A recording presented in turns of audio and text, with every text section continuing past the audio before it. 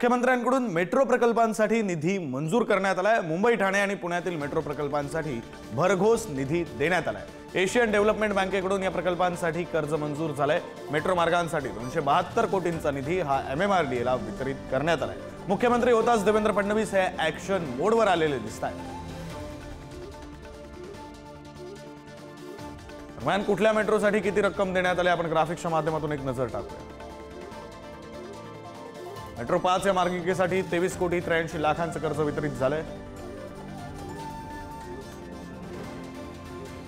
Metro मार्ग 9 आणि मार्ग 7A या प्रकल्पासाठी 22 कोटी रुपयांचं कर्ज वितरित करण्यात आलंय।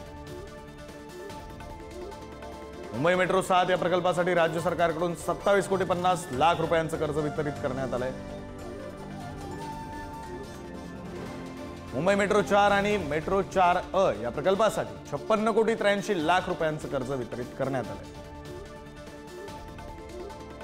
मुंबई मेट्रो 2B प्रकल्पासाठी राज्य सरकारकडून 53 कोटी 90 लाख रुपयांचं कर्ज वितरित करण्यात आलं। मुंबई मेट्रो 2A या प्रकल्पासाठी राज्य सरकारकडून 27 कोटी 50 लाख रुपयांचं कर्ज वितरित केलंय।